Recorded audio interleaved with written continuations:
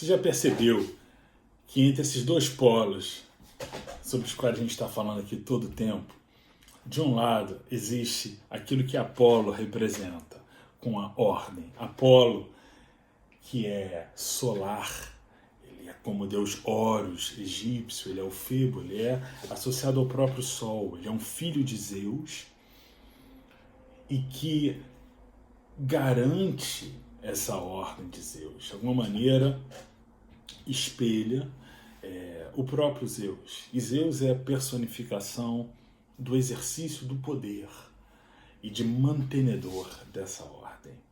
Apolo, que possui um instrumento cuja afinação é fixa, seja a lira ou a cítara, é um instrumento com menos modulações, com menos distorções sonoras possíveis, como a flauta.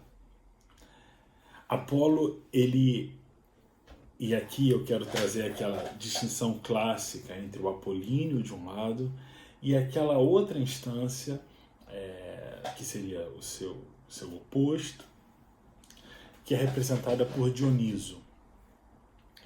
É interessante porque se de um lado Apolo está falando de perfeição, de equilíbrio, de estrutura, de ordem, ele está falando como Sol, daquilo que é da ordem também da aparência. Apolo, ele é esse eternamente jovem, sereno, solar. Esse Sol e essa aparência que ele encarna, que ele representa na música e na arte, é como que a aparência do sonho. A arte, no pensamento grego, ela tem essa função de tornar o estar no mundo mais tolerável, mais possível. Mais do que explicar o que significa estar no mundo, a arte permite que você consiga estar no mundo, que você faça parte desse estar no mundo, que você experiencie o estar no mundo.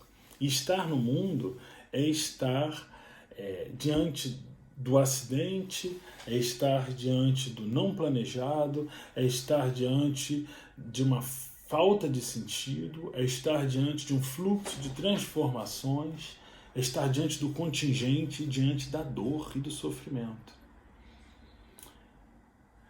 E estar também diante dos excessos, das alegrias, das surpresas. Percebe? A arte tenta, então, nos colocar inseridos nisso, de maneira que a gente possa suportar essas forças que são tão maiores do que eu ou do que você. O Apolo, ou o apolíneo na arte, e isso é aquilo que Nietzsche, já no século XIX, com tanta lucidez, já na juventude dele, né, como professor de filologia, especialista ali nos gregos, já traz essa distinção entre o apolíneo de um lado, que te coloca numa dimensão como que de sonho, em que você lida com essas imagens e figuras da existência, mas de uma maneira idealizada, de uma maneira como que com um filtro, o filtro do sonho, em que você de uma maneira sabe que aquilo não é a realidade, mas aquilo dá uma qualidade estética, dá uma qualidade idealizada, possível de ser contemplada da realidade e nesse domínio da aparência. No outro lado, é essa figura que em todas as nossas narrativas aqui, as duas narrativas, ela só se insinuou, que é a figura do Dioniso. E isso cabe muito bem ao perfil do Dioniso. Ele não é o que aparece fazendo um grande discurso em primeiro plano, impondo algo. Ele aparece ali na esquina. Ele é essa força que está presente em todo lugar, mas que ela é sempre uma insinuação. Ela vem ao redor.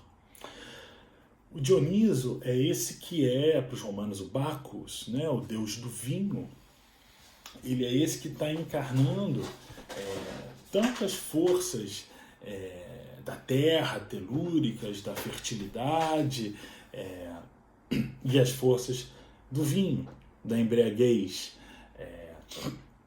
como a gente já falou quando a gente tratou sobre o Sileno. O Nietzsche é esse Deus que é gerado na coxa de Zeus. A mãe dele foi assassinada e Zeus o insere, então, na sua própria coxa, e dali nasce Dioniso, que é enviado para ser criado em terras distantes, escondido. Ele é um Deus peregrino. Ele é um Deus que passa a infância peregrinando por terras distantes, aprendendo aquelas outras culturas, que tem como professor Sileno, que é educado como menina até a sua puberdade, portanto, como que transmutado, metamorfoseado, para depois revelar-se como do gênero masculino. O Dionísio é esse que consegue se colocar no lugar do outro, né? Tem algumas narrativas mitológicas que falam disso, Dionísio como esse que experimenta ser uma mulher para poder entender o amor, sendo ele masculino, do ponto de vista da mulher. Então, ele é essa figura extremamente fluida e que está trazendo essa potência que é, no ponto de vista da arte, não o da ordem, não o das aparências oníricas, mas da dimensão da embriaguez, em que o ser se dilui, se miscui, se mistura ao seu próximo e à sua terra, tem a sua individuação suprimida, ele passa a ser alguém na massa, e dali ele experimenta potências e forças que são da natureza da vontade, como Nietzsche vai falar, citando a vontade, o Willen do Schopenhauer. Né? Essa vontade que está presente na natureza. O Nietzsche, portanto, encarna esse outro aspecto, e é nesse estado da embriaguez em que ele consegue, digamos, em que ele consegue jogar com a própria existência. Né? Se no Apolo o jogo é o jogo do sonho, e como que o artista joga com o sonho, né? No Nietzsche é como que o artista, como que a natureza joga com o artista, né? E como que o próprio artista joga com a embriaguez. Né? Ou seja, ele faz uso dessa embriaguez para, ao invés de simplesmente criar uma obra de arte, ele se sente obra de arte. Na embriaguez, no êxtase, esse artista tem a sensação de que ele é como um deus. Ele tem a sensação de que ele é um daqueles personagens que habitava aquele ideal do Olimpo. Que na arte apolínea ela é referida, ela aparenta, ela é como que um sonho, ela está ali disposta como um ideal. Na arte dionisíaca, na verdade, o que acontece é que o artista se sente tomado por essa força, ele se sente ele mesmo caminhando como se fosse essas imagens com as quais ele sonhou. Então, é uma outra potência. Todas essas questões do acaso, das hibridizações, das deformações, dos exageros, estão no campo do Dionísio. Há uma conjugação entre essas duas coisas, onde a gente diz que na arte dionisíaca, quando se sabe que se sonha, né? Numa arte apolínea, você sabe que você sonha. Na arte dionisíaca é essa instância que se observa, que sabe que está ali encarnando essas forças da natureza, né? Portanto, há um retorno aí, né? Como se o Apolo, que foi contraposto ali, que foi oposto, né? E confrontado pelo dionisíaco, retornasse dizendo, mas isso aqui, mas isso é uma embriaguez, né? Mas isso é também um jogo, né? Então há uma conjugação entre as duas coisas, né? Entre o apolíneo e o dionisíaco.